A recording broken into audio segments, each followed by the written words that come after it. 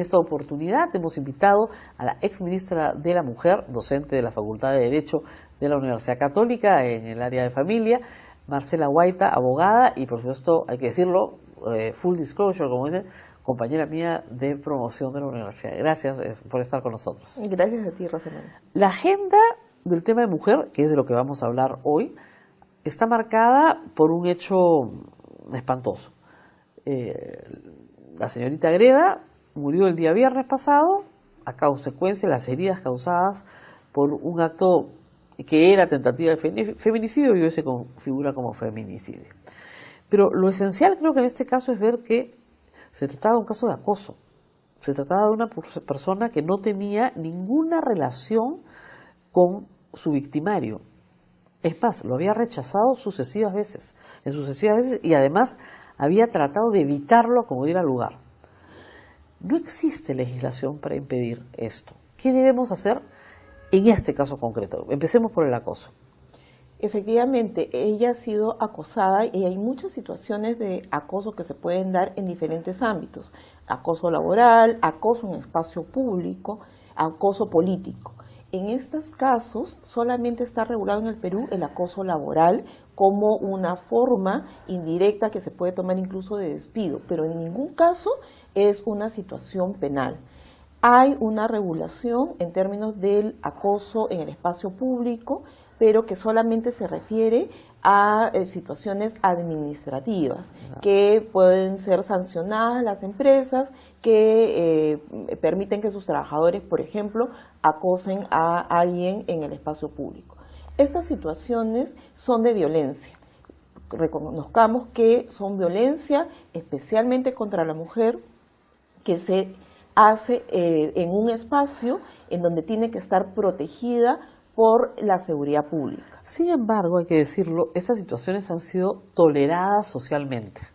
Efectivamente, han sido toleradas socialmente e incluso muchas veces se dice que los acosadores son personas con alteraciones mentales y entonces si son alteraciones mentales hay que darles un tratamiento psiquiátrico y no una sanción penal. Y cada día se va demostrando que estas situaciones de acoso sí pueden darse por personas que están completamente conscientes y que ocasionan delitos que luego se van a procesar por los delitos marco, que son de lesiones o finalmente de lesiones, digamos, seguidas de muerte o situaciones de ese tipo. En este caso, de Evia Greda se ve claramente que hay una situación de acoso en un espacio público que además tenía antecedentes que podían haber sido denunciados y que, dado que no existía una vinculación, no iban a ser sancionados penalmente, aunque hubiera habido una denuncia. Claro, ese es el problema. Aún dejando constancia de los hechos, la denuncia solo sirve para dejar constancia de los hechos, nada más, pero no se va a transformar en una sanción penal. Ahora, ¿cómo se podría manejar esto en el Congreso? Pues se está pidiendo una ley de acoso. Una conducta que ha sido por siglos socialmente tolerada y muchas veces culpabilizada a la mujer, ¿no es cierto? Porque te vistes así, provoca. Exacto, ¿por qué lo provocas? ¿Por qué te pones en el escaparate? Etcétera, etcétera. Entonces, ¿cómo manejar esta ley en un Congreso que parece ser no quiere ni siquiera que se mencione la palabra género? Esa es una de las cosas más graves que tiene este Congreso. Bueno, debo decir de que ya ha habido propuestas de ley para sancionar el acoso y que justamente el Congreso, no el Congreso anterior, no permitió, bajo argumentos que en ese momento son impertinentes, pero que iniciativas legislativas ya han habido para que esta figura se tipifique. Ahora nuevamente se está planteando, esta vez desde el Poder Ejecutivo, que se tipifique. Ojalá que se haga y pronto, porque ya varias veces nos ha pasado el Congreso noticias poco felices, que se ha avanzado en legislación y luego ellos han retrocedido para empeorar el marco legal, quitándole la palabra género, que es muchas veces la que asusta a determinado sector del Congreso. ¿Qué es género para que se calmen todos? Bueno, género es el impacto diferenciado que una situación tiene entre mujeres y hombres. El género está referido a cómo nosotros, hombres y mujeres, nos convertimos en personas que tenemos un perfil determinado y ejercemos nuestros derechos, pero de manera diferenciada, porque socialmente hay una construcción que discrimina en muchos casos a las mujeres respecto del ejercicio de sus derechos. Así es. Es decir, ningún hombre es acosado en la calle. Que yo Normalmente sepa. no. No. Digamos, podría haber algún caso, pero no sucede. No sucede, salvo que sea un artista de cine y miles de mujeres lo persigan, pero es una cosa extraña. Pero en general, las mujeres culturalmente han sido acosadas y culturalmente eso ha sido tolerado. Eso es perspectiva de género, eso es mirar con perspectiva de género un problema social. No hay un trato igual, porque culturalmente la construcción de lo que una mujer debe soportar es distinta a la que un hombre debe soportar. Bueno, eso en el Congreso no lo entienden, creen que la palabra género es pecado, creen que la palabra género es va a homosexualizar al género humano, ¿no? Entonces, ¿cómo hacemos para salvar ese problema? Había una ley para agravar, ¿no es cierto?, los crímenes de odio como agravante, la derogaron los fujimoristas aliados con un grupo evangélico dentro del Congreso. ¿Cómo hacemos para cambiar eso? Bueno, yo creo que aquí hay una resistencia que cada vez más está viendo lo ridícula que resulta frente a la situación de la sociedad, que cada vez más se da cuenta que la intolerancia no nos lleva a ningún resultado positivo. Hay un tema que tenemos que cambiar culturalmente, definitivamente, es un tema que tenemos que abordar las familias, las iglesias, la educación, los medios de comunicación, y yo sí creo que cada vez hay una muestra de mayor apertura en varios de estos espacios. Sin embargo, a veces la vocería y el impacto lo tienen personas que son muy conservadoras y dan imagen que este rechazo al género, que es esta diferencia que existe entre hombres y mujeres, resulta en algo perjudicial para la sociedad. Nada más es diferencia frente al ejercicio de sus derechos, porque somos iguales ante la ley, pero a la hora de la verdad no lo somos. No lo somos. Ese es el tema. Ahora, Monseñor Barreto, por ejemplo, ha dicho que el enfoque de género le parece una cosa muy importante, y le parece que sea muy importante trabajado desde la escuela, para no criar niños machistas, ¿no? Y, como dicen, princesitas desvalidas, porque si seguimos criando lo mismo, el resultado va a ser el mismo. Y es muy importante trabajar con los varones. Yo creo que hemos llegado a un punto de indignación de las mujeres, salimos a marchas, tú ves en los medios de comunicación normalmente son las periodistas las que sacan estos temas. Está más visibilizado que antes. Está más visibilizado, pero yo todavía no encuentro esa indignación en los varones. Qué importante hubiera sido que el presidente lidere una indignación de parte de los hombres de bien en el país, de los hombres que realmente quieren una transformación y que se indignen frente a las situaciones de violencia contra la mujer. Yo no creo que todos los hombres estén indiferentes frente a situaciones, pero tampoco estamos frente a una indignación masculina que es importante trabajar con todas las generaciones, y por ahí nos falta una brecha importante para este cambio de actitud. El cambio de actitud implica que la masculinidad se entienda de otra manera, que la masculinidad sea no violenta, que la masculinidad sea un acercamiento al otro, a la otra, de una manera completamente distinta. Ahora, el presidente de la República ha propuesto para todo esto una comisión. Entonces, ¿qué hacemos con una comisión más? Usted ha sido ministra de la Mujer. ¿Las políticas acaso no están escritas ya sobre lo que hay que hacer para reducir el número de mujeres violentadas en el Perú? Aquí ya las responsabilidades están delimitadas en la legislación, en los planes nacionales. Hay responsabilidad del Poder Ejecutivo, de los sectores que tienen que implementar. Educación tiene claramente una responsabilidad en la parte preventiva, así como justicia tiene una responsabilidad, porque estamos hablando de violaciones de derechos humanos. Hay responsabilidades en gobiernos regionales y locales, porque no es solamente un tema de gobierno nacional. Tienen que asumir la responsabilidad de, por ejemplo, hacer las capacitaciones a su personal, pero también de llevar a cabo servicios como casas refugio, que nadie quiere asumir la responsabilidad porque tiene un costo. Entonces, lo que vemos es que lo más fácil frente a una respuesta inmediata es hacer una comisión y hacer un plan.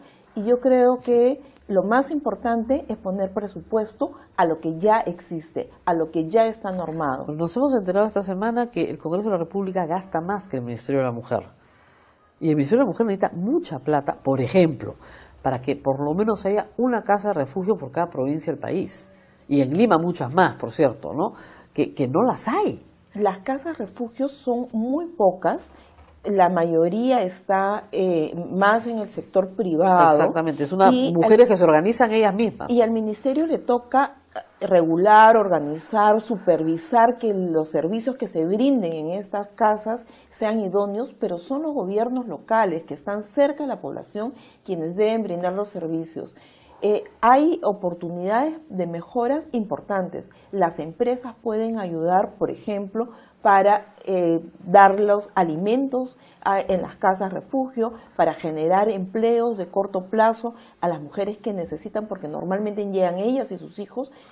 Sin embargo, estas soluciones no son muy queridas, no son muy... No hay respaldo político para hacerlo. No hay respaldo político. Yo he conversado con alcaldes, lamentablemente, y les decía, este es un proyecto, hay incluso modelos para llevar a cabo, digamos, si es que se quiere construir o se quiere adaptar. Les decía, solamente usted no va a poder salir e inaugurarla porque una casa refugio no se puede conocer exactamente dónde está porque se pone en riesgo la a vida las personas. Claro. Entonces no les gusta. Y no les gusta. Porque no hay foto. Porque no hay foto, porque no hay la inauguración.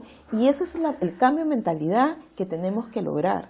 Claro, además una casa de refugio es un lugar digamos, de permanencia temporal de una mujer y sus hijos mientras logran organizarse porque han escapado de una situación de violencia inminente. O sea, es una situación de emergencia, digamos, pero luego se organizan de otra manera y pueden dejar el espacio para otros que llegan. Entonces, por eso es importante. Y eso tiene que estar acompañado de programas que existen en otros países, por ejemplo. De salida, pues, ¿no? Para insertar a las mujeres en espacios económicos y que pueden incluso ser, y ahora hay en el Perú, empresas que tienen en diferentes ciudades que podrían llevar a una persona que está afectada de una ciudad a otra para alejarla físicamente y que se pueden enrolar, y ese tipo de planes en donde está el sector privado colaborando, algunas veces tiene incentivos fiscales, por ejemplo, claro, para poder llevar a cabo. Todo eso es escrito, ¿no es cierto? Eso ya está, no hay que... No hay que contarle al señor Vizcarra, ya está todo escrito. No hay que inventar mucho, lo que hay que hacer es implementar lo que ya está regulado, ponerle presupuesto, supervisar que se cumpla, porque... Claro, por ejemplo, el presidente ha dicho, vamos a hacer más centros mujer, perfecto, más centros de emergencia mujer. No está mal, o sea, deberían haber más. Pero ¿qué sucede? Acá la doctora me contaba antes de la entrevista que, por ejemplo, los que se ponen en la zona andina, que tienen que contar con algún tipo de perfil de profesional, psicólogos, por ejemplo. Como no hay psicólogos de habla quechua, normalmente los puestos quedan desiertos. Entonces, sí tienes la casa de emergencia de mujer, pero no la tienes correctamente implementada. Efectivamente, un tema que en el Perú se necesita es la atención de salud mental. Y es increíble que en regiones tan importantes como Ayacucho no tengamos una facultad de psicología. Y eso se repite en varias regiones en el Perú. Y entonces cuando necesitamos atender y apoyar a las víctimas desde un soporte psicológico, no se tiene el personal adecuado, a veces incluso no se pueden cubrir las posiciones, y cuando se cumple, esas personas vienen de una formación más de la costa, que no tienen, por ejemplo, el quechua como lengua materna, y por lo tanto hay una distancia en el acercamiento de la víctima. Estas cosas también son importantes de corregir. Necesitamos atender la salud mental desde la formación de psicólogos adecuados para el espacio, por ejemplo, yo acabo de estar andino, en Ayacucho ese fin de Perú. semana. La Universidad San Cristóbal de Huamanga no tiene psicología como facultad, y hay una demanda, hay una real demanda, así que vale la pena decirlo ahora. Ahora, ¿cuánto más presupuesto necesitaría mujer? Cuando usted era ministra, ¿cuánto pedí y cuánto le daban, digamos? ¿50% de lo que pedía? Presupuesto es siempre insuficiente. Lógico. Sin embargo, el presupuesto más importante es para atender los servicios. El ministerio tiene un 90% de su presupuesto está en los servicios y el ministerio tiene una dificultad que no tiene representación en las regiones. Tiene sede central y servicios que están desagregados a nivel nacional a través de los centros de urgencia mujer, a través de hogares para niños, en fin. Entonces, sí se necesita presupuesto, pero se necesita presupuesto para fortalecer aquellos servicios que no solamente tiene que dar el ministerio, sino aquellas otras entidades que tienen responsabilidad. Entonces, ¿se necesita más presupuesto? Sí, pero no necesariamente que se lo den al Ministerio de Mujer, aunque el Ministerio también necesita incrementar los centros de emergencia de mujer, pero se necesita incrementar presupuestos, por ejemplo, para que las municipalidades hagan programas de capacitación a sus... ¿Las demunas no tienen un impacto? Fíjate, nosotros tuvimos un convenio con el Ministerio de Economía y Finanzas para fortalecer las demunas a nivel nacional a través de incentivos que se le dan a las municipalidades. Y eso funcionó muy bien, porque efectivamente las municipalidades tenían interés y ponían personal para que sus... Porque la demuna es una instancia de resolución de conflictos, ¿no es cierto? Entonces puede calmar, digamos, la violencia doméstica. Las demunas están orientadas a cuestiones de prevención, pero sí en las ciudades que son pequeñas se puede establecer mesas de trabajo de diferentes responsabilidades, en donde está la municipalidad, que puede ser a través de las demunas o a través de alguna otra oficina de servicio social, la fiscalía, el profesor o el representante o la representante de educación, de salud, para ver cómo se hace una red de protección de servicios a víctimas de violencia. Eso funciona y normalmente puede ser liderado por una municipalidad. Que tenga interés político, que ¿no? tiene interés la voluntad política y que de hacerlo. hace que la red funcione, porque tienes que fortalecer a todos los actores para una respuesta efectiva. Si solo fortaleces a uno de ellos, no funciona. ¿Cuáles son? Nos tenemos que ir despidiendo porque nos acaba el tiempo, pero ¿cuáles son sus perspectivas a futuro para este tema? La encuesta de Endes dice claramente que 2 de cada 3 mujeres en el Perú han recibido algún tipo de maltrato, ya sea psicológico, físico o sexual. O sea, 2 de cada 3. Yo pensaba, si a la población masculina le diera una enfermedad donde 2 de cada 3 van a hacer la enfermedad, estarían buscando la cura por el mundo entero, ¿no es cierto? Y la otra cifra aterradora es que en los casos de feminicidio no bajan, más bien suben. Hay gente que dice, ahora se denuncia más, ha habido un subregistro, puede ser, pero, digamos, algo está pasando en la sociedad. ¿Es más visible? Puede ser. ¿Cuáles son su mirada a futuro? A ver, yo creo que no solamente se está registrando más, sino que hay una confrontación mayor en general, digamos, el colectivo de mujeres frente a los espacios de los varones y la cultura del patriarcado. La cultura del patriarcado se está resistiendo y esa resistencia la estamos pagando con las muertes de mujeres. Lamentablemente esto todavía va a durar y va a durar un tiempo. Yo creo que es con las nuevas generaciones y con las nuevas formas de ejercer la masculinidad que esto va a cambiar. También nuevas formas de ejercer la feminidad, pero especialmente el ejercicio de la masculinidad tiene que cambiar, porque esta enfermedad la llevan en el ADN, que es el machismo. Y si el machismo no cambia, no vamos a poder tener suficientes servicios nunca para atender a las víctimas. Necesitamos un cambio cultural, que es un cambio frente al ejercicio del machismo que se da, además, de diferentes maneras. Si uno ve un programa cómico en el Perú, va a darse cuenta de qué estamos hablando cuando decimos que hay machismo. Porque todos nos reímos al respecto de situaciones que son absolutamente condenables, pero que nos produce risa porque nos reconocemos en esas actitudes. Machismo y discriminación, las dos. Machismo y discriminación.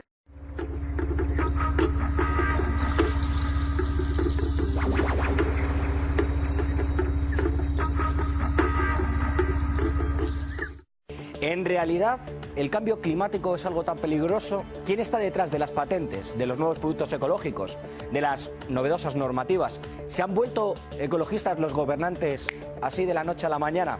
¿Qué tal? ¿Cómo están? Esta semana han adivinado aquí en el Zoom, analizamos qué se esconde detrás de la alarma global sobre el clima.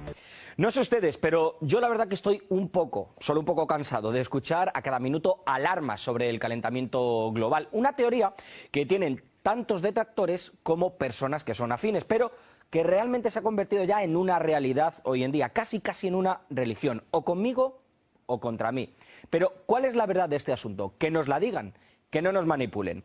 Apocalipsis, fin del mundo, deshielo de los glaciares, osos polares que se mueren. Prácticamente estamos en medio de una catástrofe, de un apocalipsis, como les digo, según nos dicen algunos expertos y ciertos medios de comunicación. Lo cierto es que sí, el clima ha cambiado y no es el mismo que antes, pero ¿qué lo ha provocado? ¿Por qué todos repetimos estas ideas como si fueran un mantra? Yo considero sin duda que la mano del hombre, desde luego que tiene que ver con que estemos viviendo en un planeta con mayores amenazas a la ecología. Es cierto, el hombre es un predador del clima en pos de la economía y del consumismo, pero ¿no tiene nada que ver la evolución del propio planeta? ¿Qué podemos hacer contra los fenómenos que son incontrolables, como un volcán o los movimientos tectónicos? ¿O es que también esos los provocamos nosotros desde casa? La verdad que no les quiero dar una clase de ciencias naturales, no soy ningún profesor, pero debo confesarles que algunos de los argumentos que nos han vendido, que nos están vendiendo hoy en día, tienen otro trasfondo y que nada tienen que ver con la realidad que vivimos. Vamos a proteger los ríos, desde luego, vamos a dejar de talar el Amazonas, pero que no nos vendan tampoco una moto de que el hombre es el máximo culpable de lo que han llamado el calentamiento global dentro de ese enorme proceso calificado como cambio climático. Desde mi punto de vista, mucho ha tenido que ver este hombre, el que está a mi espalda, el señor Al Gore. Este político encendió las alarmas con un documental, lo van a recordar, Una realidad incómoda, e incluso ha recibido un premio Nobel de la Paz. Una obra, la del señor Gore, que tiene algún que otro error. En el 2006 se estrenó el documental Una verdad incómoda, del ex vicepresidente demócrata Al Gore. En la cinta el político atemoriza con el impacto del cambio climático, pero como aseguran algunos analistas, la famosa película premiada con un Oscar está plagada de mentiras. Entre ellas se afirma que el nivel del mar podría subir hasta 7 metros debido al deshielo de las placas polares, o por ejemplo que la corriente del Golfo de México, que calienta el Atlántico Norte, dejaría de fluir. Gore incluso va más allá y dice que los gráficos que muestran la relación entre el incremento de CO2 y de la temperatura a lo largo de 650.000 años encajan perfectamente, cuando en realidad no es así. Por último, dos circunstancias naturales. Habla sobre numerosos osos polares ahogados en busca de hielo, que se cuentan en realidad con los dedos de una mano, y dice que los arrecifes de coral se están decolorando por el calentamiento. Algunas teorías que son rebatidas, y pese a que habla y dice que toda su vida ha sido un defensor del medio ambiente, hay que decir que el millonario del carbono, como lo llaman en algunos círculos, ha visto cómo su fortuna ha aumentado gracias a sus inversiones en tecnologías verdes. ¡Qué casualidad! Verán, por ejemplo, en el año 2000 sus ganancias se estimaron en cerca de $700.000, pero justamente al empezar esta carrera sobre los asuntos climáticos, se despertó como si fuera un millonario, y ya ven las cifras, superó los $170 millones.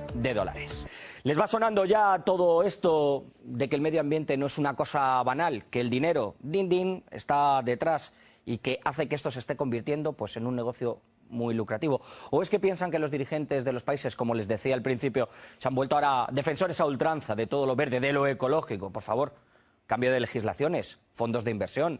Hay toda una maquinaria detrás de todo esto. Ese no es un futuro para las economías fuertes, ni es un futuro en el que los estados frágiles puedan plantar sus cimientos. Ese es un futuro que tenemos el poder de cambiar, aquí mismo, ahora mismo. Antes de proseguir con el tema, como siempre queremos saber cuál es su opinión, por eso hemos salido a la calle, y a nuestra pregunta, ¿quién hace caja con esto del cambio climático? Esto es lo que nos han contestado. Es un fenómeno que ha surgido recientemente en nuestro mundo justamente por las ganancias desmedidas de las empresas tanto privadas como gubernamentales. No pienso que gane tanto el gobierno. Las empresas, posiblemente las farmacéuticas puedan ganar, ¿no? Los ciudadanos son a quienes más les afecta el cambio climático en ese sentido. Pienso que realmente nadie saca ganancia de esto, al contrario, es como nos perjudica a todos, tanto como empresas, gobierno, ciudadanos. Pienso que no, pienso que es por todos nosotros, no porque no cuidamos el medio ambiente, no clasificamos basura, estamos contaminando mucho, pero es por todos nosotros. Sí, claro que sí, principalmente los que se dedican a fabricar algunos productos que son los que son los que más contaminan. Esto nos decían en la calle, pero también les hemos planteado a ustedes esta cuestión a través de las redes sociales, ahí tienen nuestras direcciones. Vamos a echar ahora un vistazo a sus respuestas y comentarios a través de Twitter y de Facebook. Repasamos los resultados de nuestra encuesta en Twitter, en la que han participado más de 2.200 personas. Allí planteábamos esta pregunta: ¿quién hace caja con el cambio climático? Más de la mitad de los participantes, en concreto un 60%, culpa a las grandes corporaciones. El 15% de los votantes cree que son los gobiernos los grandes beneficiados. Y el 25% considera que el cambio climático es un problema global que no beneficia a nadie. Y ahora vamos a echar un vistazo a algunos de los comentarios que nos han dejado en Facebook. Jacobo Germán López Vázquez está seguro de que el cambio climático es un negocio muy rentable y supone que es usado como un arma de contención para los países en vías de desarrollo, que quieren industrializarse para garantizar la calidad de vida y el progreso de sus ciudadanos. Por su parte, Jesús Enrique Ruiz Pérez dice que si uno deja de destruir el ambiente, miles de empresas que viven de ello van a desaparecer y tendrán que optar por nuevas formas de producción que no toquen el medio. Y termina apostillando que eso supondría mucho tiempo y mucho dinero. Por su parte, Lea Lana se muestra tajante y dice que los productores y vendedores de servicios de uso específico como el petróleo, la gasolina, los autos, son los que más se benefician de la situación. Y termina diciendo que es un negocio redondo, contaminan y venden la solución. Y por último, José Pablo califica el cambio climático como una distracción más y que es un término que está de moda para distraer del verdadero problema del planeta, que es el sistema económico de consumo. Tanto nos meten esto de la ecología por los ojos, por los oídos, que hasta hemos cambiado nuestra manera de hablar. ¿No se han dado cuenta? Ahora decimos empresas verdes, desarrollo sustentable, recursos naturales, biodegradable, y todo esto está muy bien. Yo estoy a favor de conservar la naturaleza, el entorno, nuestro futuro, pero que no nos engañen con altruismos, porque aquí todo lo mueve el dinero. Lo digo porque no me puedo creer que esto esté sucediendo de la noche a la mañana, que no hayamos caído antes en que los recursos no son infinitos, en que ahora hay que hablar, por ejemplo, de biocombustible, pero ¿se preguntan cómo se logra ese biocombustible? Pues cultivando hectáreas y hectáreas de soja, por ejemplo, de ese vegetal, o talando un montón de bosques. ¿Es sustentable o le viene bien, por ejemplo, a Monsanto? Pero claro, esta es la forma perfecta de encubrir a las grandes empresas y que parezcan hermanitas de la caridad, ¿no? Y como les digo, la agricultura en esto pues es uno de los sectores que más depende del clima, del cielo, así que ahora, qué casualidad, una empresa, de nuevo les digo, Monsanto, se hace con los servicios de Climate Corporation para lograr información climatológica que van a pagar los grandes latifundistas para producir más. Y entonces, ¿qué va a pasar con los pequeños campesinos? Pues que todos a pasar por caja, obligados a comprar semillas genéticamente modificadas si quieren sobrevivir y también su negocio. Pues para analizar hasta dónde llega el interés económico en el tema del cambio climático o del calentamiento global, hablamos con el abogado ambientalista Enrique Viale. Enrique, muchísimas gracias por estar con nosotros. Vemos algunas voces que hablan de esto del altruismo y de la ecología, pero un negocio muy lucrativo detrás de todo esto, ¿no? Solo hay que ver al propio Al Gore. Sí, lo cierto es que el cambio climático es una realidad. Lo que se oculta muchas veces es quién es el principal causante de eso, ¿no? Que es el sistema capitalista, este sistema que cree que los recursos de la naturaleza son infinitos, que va por más, corriendo permanentemente la frontera del extractivismo y generando las situaciones que acentúan el cambio climático. Pero no podemos negar esa realidad, ¿no? El problema es cuando el cambio climático se usa como excusa, que es muy común eso, ¿no? Y no se busca los verdaderos culpables. El cambio climático dice, somos todos responsables de la destrucción del planeta, y si somos todos, nadie es, en realidad. Cuando debería, y de esa manera se culpa a los verdaderos responsables. Hay 82 empresas en el planeta que producen casi el 70% de los gases de efecto invernadero en el mundo. Solo 80 empresas. Entonces hay que buscar verdaderamente quiénes son los verdaderos responsables de este desastre que ya es una realidad. Enrique, decíamos, sí, todos podemos ser culpables, también el proceso natural, la evolución natural del planeta, pero detrás de todo esto vemos ahora un lenguaje o unos elementos que se nos han metido en nuestra vida cotidiana así de repente. Rehabilitación energética de edificios, patentes, productos biológicos, y todo eso tiene un coste en nuestros impuestos y genera un negocio en sí mismo. Por supuesto, el capitalismo culpable del cambio climático busca salir de eso con más capitalismo y entonces mercantiliza todo, mercados de carbono, la búsqueda de lugares para financiar a la naturaleza. Es decir, la solución que busca el capitalismo es ponerle más capitalismo, cuando es la verdadera causa. Lo que hay que buscar es otras formas económicas y buscar los verdaderos responsables, ¿no? Como cuando nos dicen, bueno, cuando te laves los dientes cerrás la canilla, y tenemos en Argentina una minera, una sola minera que consume más energía que toda una provincia entera, que consume más agua que toda una provincia entera. Entonces hay que buscar los verdaderos responsables y empezar a ajustar por ese lado. Enrique, me lees el pensamiento, precisamente del agua te quería hablar. Tanto está cambiando la economía que incluso un recurso como puede ser el agua se está convirtiendo casi más valioso que el petróleo. Vemos fondos de inversión, vemos grandes bancos que están invirtiendo en agentes y en especialistas hídricos. Se ha convertido todo esto en un juego, han comercializado, mercantilizado, por decirlo de alguna manera, toda esta protección que se supone que tiene un fondo de salvar al mundo, ¿no? El sistema actual económico busca eso, mercantilizar hasta las funciones de la naturaleza. Es decir, hay pensados mercados que van a financiar, por ejemplo, la polinización de las abejas. Es decir, no son ni las abejas ni la miel, sino la polinización se busca introducir en el mercado. Estamos en una era en eso, ¿no? Buscar los lugares recónditos. El fracking es eso, es los últimos, la mega minería es eso, la soja traje, el agronegocio es eso, es las últimas fronteras. Y además los culpables del cambio climático quieren mostrarse ahora como los salvadores de ese proceso.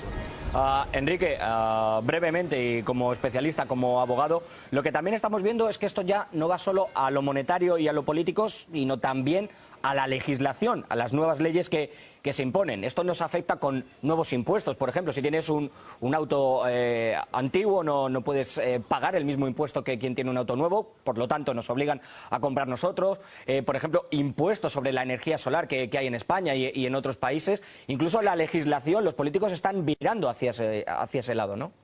Totalmente. A ver, justamente el problema viene por ese lado, ¿no? En vez de decir, los autos, hay que ir a que no haya más autos en las ciudades, se busca eso, auto nuevo, entonces se crea una nueva lógica de consumo, que es lo que hay que atacar en realidad, ¿no? Esa lógica de consumo, ese estilo de vida imperial que se quiere imponer. Ustedes saben que se necesitarían 6 planetas para sostener el nivel de consumo de un estadounidense medio. Es decir, el sistema en sí mismo es una verdadera quimera, una mentira en sí mismo, porque no hay ninguna posibilidad. Y hace pocos días alcanzamos en el año el máximo nivel el soporte que la naturaleza da anualmente. Es decir, todo lo que estamos haciendo es de prestado ahora, ¿no? Hasta fin de año. Pues Enrique, muchísimas gracias por haber estado con nosotros en el Zoom. Nos quedan las cosas muchísimo más claras de cómo ecología y dinero y también política están unidas. Le preguntaba precisamente a Enrique, a nuestro analista, sobre esos cambios en las leyes, en la legislación, porque, por ejemplo, en la Unión Europea y en los principales gobiernos de los países desarrollados, pues hacen nuevas normativas que son obligatorias. Normas que llegan guiadas por el dinero. Les repito, nadie hace esto por amor al arte. Las empresas buscan pues nuevos nichos de trabajo y los encuentran con esas nuevas leyes. ¿Les suena lo de los lobbies, la presión a los políticos? Firmas que abarcan las energías renovables, la generación del transporte de electricidad, y así podíamos seguir pues lo que queda de programa. Pero como dicen los dibujos animados, no se vayan todavía, que aún hay más. Les pregunto a ustedes, si de lo que se trata es de salvar el planeta, de estar todos tranquilos, a gusto, ¿por qué se multa en España? Como le decía, por ejemplo, a los que instalan placas fotovoltaicas en sus casas. ¿No hay que contribuir? Pues que dejen libertad. Pero claro, eso hace mella en las cuentas de las grandes compañías. Cinismo puro y duro. Y llegados a este punto, pues vamos a la gran alarma, a la alarma que atemoriza a millones de personas gracias a Al Gore. Las emisiones de CO2. ¿Quién dice que esa sea la principal causa que está generando un supuesto calentamiento global? Pues lo dice por las siglas en inglés IPCC, un organismo de Naciones Unidas que ha sido, la verdad, bastante criticado por sus decisiones politizadas. ¿Por qué será? De hecho, de lo que se habla es de que la comunidad científica toda, repito, toda, ha llegado a un consenso tajante en esto. Y que esta teoría del cambio climático, del calentamiento global y de que el hombre es la principal causa, pues es la verdad con mayúsculas. Así que cualquier detractor hay que taparle la boca, quizá a mí con este programa, borrarle del mapa, como muchos expertos pues ya han denunciado. Escuchen. Se ejerce una enorme presión sobre los científicos del clima para que se conformen al denominado consenso. Esa presión viene no solo de los políticos, sino también de las agencias federales de financiación, universidades, asociaciones profesionales y de los propios científicos, que son también activistas ecológicos. Refuerzan ese consenso fuertes intereses monetarios, de reputación y de autoridad. En este ambiente politizado, la defensa de la reducción de las emisiones de dióxido de carbono es la postura más esperada por parte de los científicos del clima. Y esto ya ha trascendido de la política, como digo, y ha pasado casi a la moralidad, al corazón. Nadie puede dudar de que el CO2 genera el cambio climático. ¿Dudas? Eres un hereje. Te has convertido en el enemigo del planeta, en el enemigo de todos. Por Dios, amigos, que les estamos haciendo el trabajo, no se dan cuenta. Más alarma social, eso es lo que necesitamos. Más creyentes. Esto es la cordillera andina de Bolivia, un país donde casi el 50% de sus glaciares pierde terreno año tras año. El cambio climático provoca el deshielo y eso afecta a las comunidades campesinas de la región. Conservationists say more than a third of the endangered snow leopard's mountain habitat may soon become uninhabitable because of climate change. Los corales nacionales se ven seriamente amenazados por el cambio climático, por lo que la Asociación de Arrecifes Saludables trabaja en conjunto con otras instituciones para la protección de los mismos. El calentamiento global amenaza la existencia de millones de personas, sobre todo en los países pobres. La lucha por la supervivencia se extiende por el mundo. ¿No será que se quiere generar más pánico para conseguir inversiones? ¿Por qué una teoría se ha convertido casi en un movimiento político, respaldado también por la propaganda de los medios? Es algo que se ha inventado a sí mismo, yo creo. Empleos, patentes, tecnologías. ¿Cuántas personas, no se lo preguntan, hoy tienen trabajo gracias al cambio climático? ¿Cuántos beneficios genera? Y lo más importante, ¿quién se los lleva? Pues ya lo ven, hay muchas personas involucradas, hay empresas que ya invierten, como digo, más en agua que en petróleo, que se buscan monocultivos. ¿Y esto de dónde procede? Pues de los países más ricos. ¿Para qué apoyar la industrialización de los estados africanos o de muchos de Latinoamérica que están en vías en desarrollo? Nada. Se estigmatiza el modelo industrial, se relaciona con el demonio, que es el CO2, para detener muchas economías e imponer nuevas reglas. Yo se lo digo una y otra vez. Detesto la contaminación, me repugna el CO2, pero no me creo que provoque todo el hombre. ¿Qué pasa con las emisiones naturales de gas que producen, por ejemplo, los volcanes o los océanos o los seres vivos, como dicen muchos expertos? Algunos son silenciados, ya lo han escuchado, tantos que muchos hasta dudan de las convenciones oficiales. La participación en el protocolo de Montreal se parece al juego de la ruleta, en el que es imposible ganar porque el croupier cambia las reglas como quiere y cuando se le antoja. Bueno, pues profundizamos en el plano científico con don Eduardo Calvo. Buen día, experto del panel intergubernamental de expertos en el cambio climático. Muchísimas gracias por estar con nosotros en el Zoom. El IPCC, por las siglas, lo que dice es que la principal causa del calentamiento global son las emisiones que produce el hombre de CO2, de esos gases de efecto invernadero. Pero esto deja las causas naturales, digamos, a un margen. Explíquenos un poco en qué consiste, bueno, pues esta teoría científica. Bueno, el calentamiento global es causado por las emisiones antropogénicas de gases de efecto invernadero. Esto se suma a otros efectos y a otras actividades también del ser humano que han causado un cambio climático de origen antropogénico. El clima es un sistema cambiante que evoluciona con el tiempo y en el cual entran factores de origen tanto naturales como antrópicos. si nosotros vemos lo que ha ocurrido en los últimos siglos, es que la influencia del ser humano ha comenzado a aumentar mucho más de lo que era anteriormente, por una serie de actividades relacionadas con expansión de la agricultura, deforestación, expansión de la ganadería y, por supuesto, el factor principal, Eduardo, ha sido el uso de combustibles fósiles durante casi un cuarto de milenio. Eduardo, por lo tanto, no descartamos que haya también esas causas naturales, lo que está causando este calentamiento que dicen algunos expertos. La comunidad científica, que tiene unanimidad, según el organismo que usted representa ahora mismo en esta entrevista, pero una comunidad científica que también tiene algunas voces discordantes. No todos están a favor de esta teoría que nos está planteando, ¿no?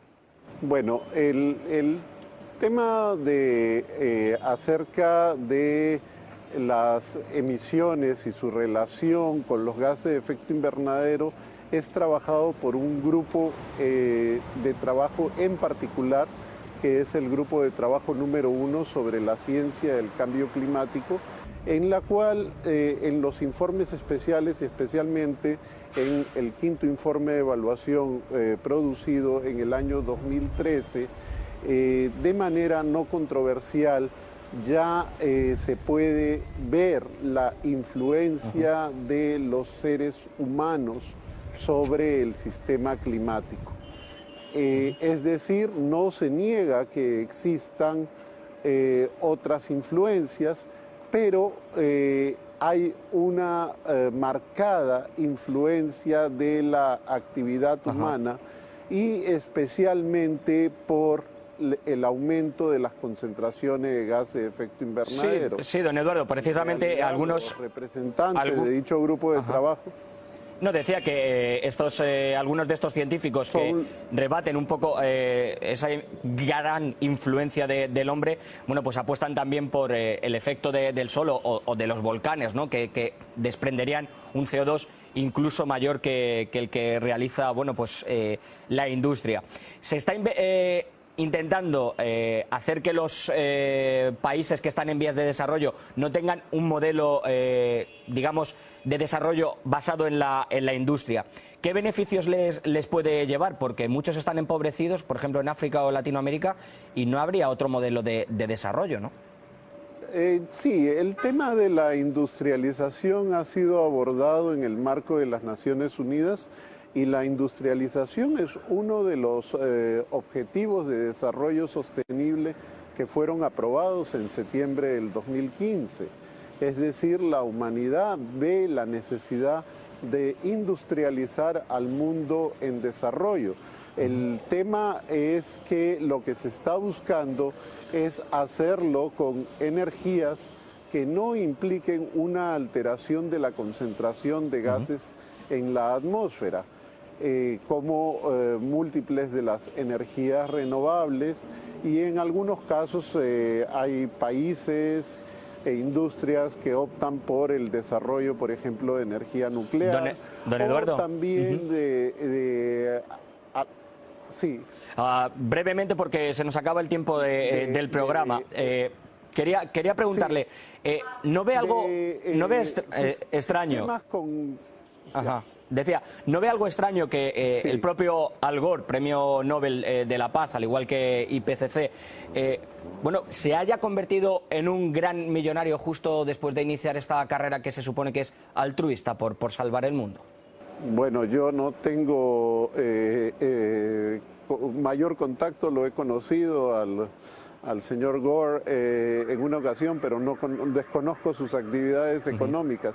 Lo que sí le puedo referir es de que el cambio climático no es solamente el aumento de la temperatura o el calentamiento global, pero también hay otros problemas, como el caso de la acidificación de los océanos.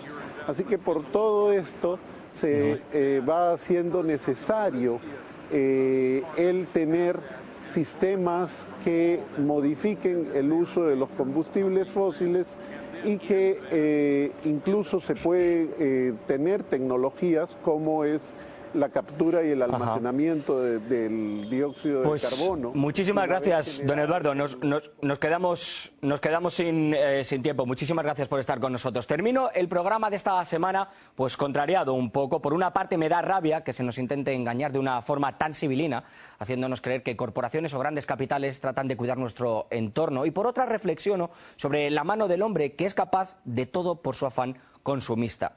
En la conciencia de cada uno de nosotros está el tener un mundo mejor, más limpio, reciclando, gastando menos energía eléctrica, nuestros dirigentes que hagan políticas que de verdad regulen las emisiones de CO2, los gases invernadero, pero que también miren a las corporaciones que intentan vender su gran conciencia ecológica y lo único que hacen es sacar tajada y valerse de las leyes para aplastar a pequeños campesinos, por ejemplo, o a personas como usted o como yo, que compramos productos cargados de impuestos.